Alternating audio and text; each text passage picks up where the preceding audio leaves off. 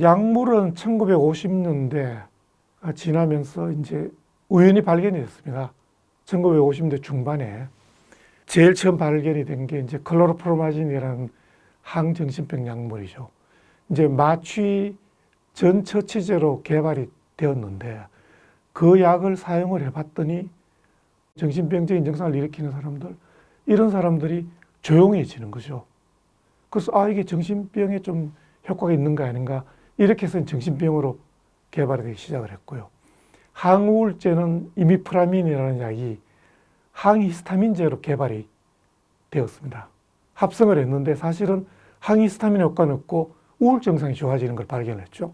그래서 이게 이제 최초의 항정신병 약물이었고요. 근데 사실 그 당시에는 많은 사람들이 받아들이기 어렵습니다. 그 당시에 주류 치료 방법은 상담이고 정신치료였습니다.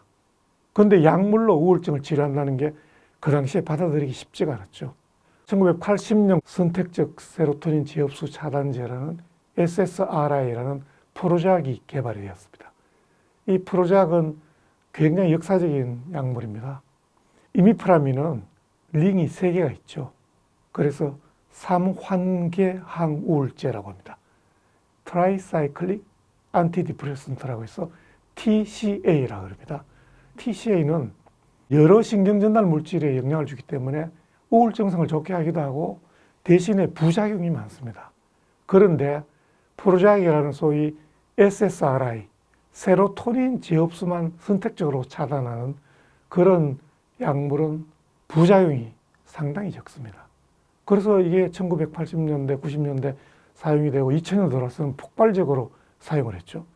그래서 이 프로작을 사용을 했더니만 어떤 경우는 성격도 좋아집니다.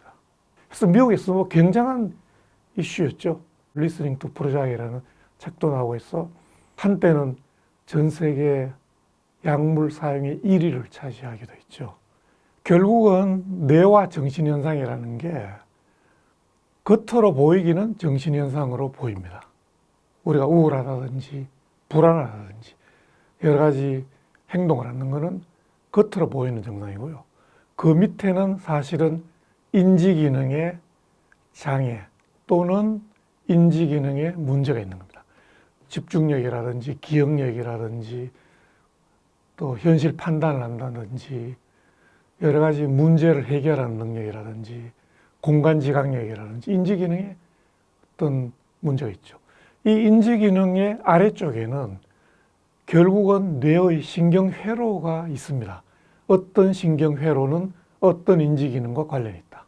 그 신경회로가 있고요. 신경회로를 그 기능을 바꾸면 또 인지기능이 좋아지고 정신증상이 좋아지겠죠. 다음에 신경세포의 어떤 뭐 기능을 바꾼다든지 시냅스에서의 어떤 그 기능을 바꾸면은 역시 신경회로의 기능이 바뀌고 또 인지기능이 바뀌고 정신증상이 좋아지는 거죠. 그러니까 결국은 이것은 다 연결이 되어 있는 겁니다. 결국 우리가 치료를 한다는 것은 이 단계에서 어떤 단계를 목표로 해서 그 기능을 바꿔주느냐 거기에 따라서 이제 정신증상의 치료 효과를 우리가 나타낼 수가 있는 거죠. 근데 문제는 어디 있느냐면 정신증상을 일으키는 그 밑에 있는 어떤 신경회로의 어떤 문제 또 인지기능의 문제가 개인마다 조금씩 다릅니다. 그만큼 우리 뇌는 복잡한 거죠. 우리가 정신질환으로 이렇게 하나로 주요 우울증이다 이렇게 하지만 사실은 이게 각 사람마다 다 다릅니다. 그래서 어떤 사람들은 약물 치료에 쉽게 되고 어떤 사람은 약물 치료가 안 되는 거죠. 이건 분명히 그 아래에 있는 뇌 기능이 뭔가 차이가 있는 겁니다. 그래서 겉으로 보이는 현상을 가지고 정신질환을 진단을 해서 우울증이다, 조현병이다 이렇게 해서 치료하는 방법에 한계가 있는 거죠. 그래서 최근에 이제 소위 말하는 생물학적인 어떤 특징에 따라서 분류를 해보자. 이게 바이오 타이핑입니다. 이제 MRI를 찍는다든지 뇌파를 찍는다든지 인지기능을 평가를 해서 거기에 따라서 타입을 나누는 거죠. 그러면 치료에 조금 더 가까워지는 거죠. 우리가 치료라는 것은 결국 약물 치료나 뭐 신경조절술이라는 것은 직접적으로 뇌를 타겟팅을 해서 치료를 하는 거잖아요. 그러나 조금 더 이제 가까이 갈 수 있는 거죠. 그래서 저희들은 이제 뇌 구조, 기능, 뭐 신경망 이런 것들을 다 연구를 했어. 이거를 이제 기계학습이라는 소위 AI, 머신 러닝 또는 뭐 딥러닝 이런 거죠. 그런 걸 통해서 타입을 나눕니다. 타입 A, B, C, D 나누면은 우리가 정확하게 알 수는 없지만 이런 뇌 구조나 기능이나 신경망의 어떤 특징이나 이런 거에 의해서 조금 더 동일한 타입이 되는 겁니다. 그러면 여기에 맞는 약물이 좀 더 정확하게 치료 효과를 나타낼 거고요. 또 이제 예후도 다르겠죠. 그래서 지금 이제 정신질환을 연구하는 많은 분들이 조금 더 뇌와 관련되어서 좀 우리가 분류를 하고 그 분류에 따라서 좀 더 치료를 해보자. 이게 좀 더 정확하게 개인 맞춤형 치료가 되는 거죠. 그러면 지금 이렇게 이제 뇌과학이 발전하고 있는데 과연 우리가 행복이라는 게 어떤 상태를 행복이라고 할까요? 그 행복을 이야기할 때 저희가 두 가지 신경전달 물질을 이야기할 수가 있습니다. 하나는 도파민입니다. 도파민은 쾌락과 관련이 있죠. 이게 도파민의 구조인데요. 리워드 시스템이라고 하는 보상회로가 도파민이 가장 관련이 있죠. 지금 여기 보시면 아래쪽에 소위 말하는 VTA라고 하는 그런 위치에서 도파민이 분비가 됩니다. 거기에서 도파민 신경회로를 통해서 위쪽으로 올라가죠. 여기에 도파민 신경회로가 4개가 있습니다. 그 중에 이제 전두엽으로 가는 것도 있고요. 또 변연계로 가는 것도 있고, 뭐 시상압으로 가는 것도 있고, 뭐 이런 4가지 도파민의 길이 있는데 그 도파민이 관련하는 것이 소위 말하는 중뇌 변연계로 가는 도파민 회로가 중독과 관련이 있습니다.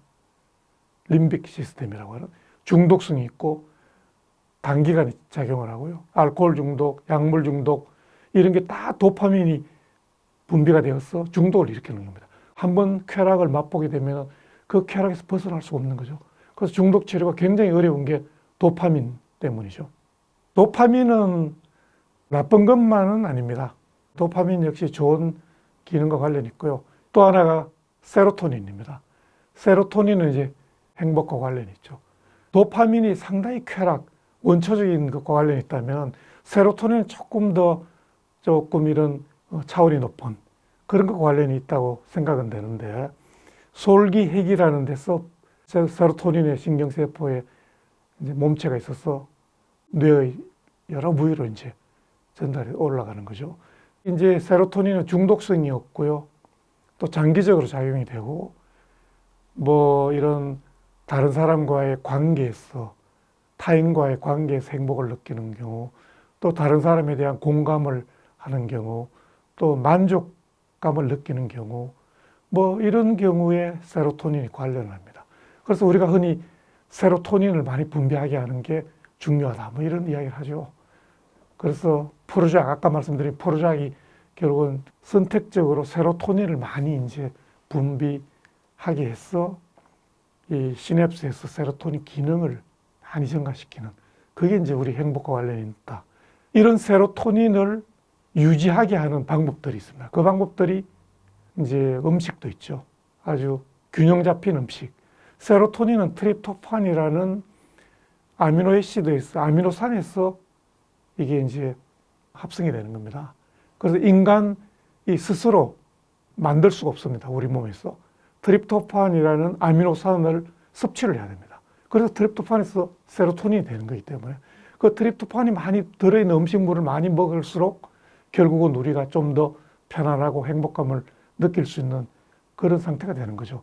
그게 이제 이런 양고기라든지 뭐 연어, 또 견과류, 바나나 뭐 이런 음식에 많이 들어있고요. 또 세로토닌은 수면과 관련이 있습니다. 햇빛을 쬐면은 우리의 이제 몸의 사이클도 정상적으로 돌아가고 세로토닌이 분비가 되죠. 또 운동 굉장히 중요하죠. 운동을 한 사람은 해마가 부피가 커지죠. 해마는 기억력과 관련이 있는 부위니까 소위 이제 치매가 예방이 되는 거죠. 6개월간 자전거를 탄 사람과 그냥 자전거를 안 탄 사람은 다르죠. 뇌 연결성이 완전히 달라집니다. 그러면 뇌 연결성이 증가되면 결국은 뇌가 기능이 좋은 거고 치매 예방이 되는 거죠. 우리 뇌를 젊게 할 수 있는 방법이 됩니다. 또 다른 방법은 명상이 있죠. 스트레스에서 회복될 수가 있고요. 회복 탄력성이라는 게 있습니다. 스트레스를 받을 때 같은 스트레스라도 어떤 사람들은 쉽게 회복합니다. 거기에 비해서 어떤 사람들은 굉장히 어려움을 겪는 거죠. 그게 각 개인의 회복 탄력성이 다른 겁니다. 그래서 그 회복 탄력성을 높여주고 또 집중력을 높여주고 노화를 막죠. 템플스테이 같은 자기를 되돌아보는 활동, 자기를 객관적으로 조용히 여유를 가지고 돌아볼 수 있는 활동, 이런 것들이 중요하고요. 뇌에서 쾌락을 느끼게 하는 도파민 시스템이나 행복을 담당하게 하는 세로토닌 시스템을 잘 조절하여 뇌를 깨워줘야 회복 탄력성을 증가시켜서 인생을 행복하게 살 수 있는 그런 방법이 된다고 생각을 합니다. 행복감을 오랫동안 유지하기 위해서, 웰빙 하기 위해서는 뇌 건강을 관리를 해야 되는 거죠.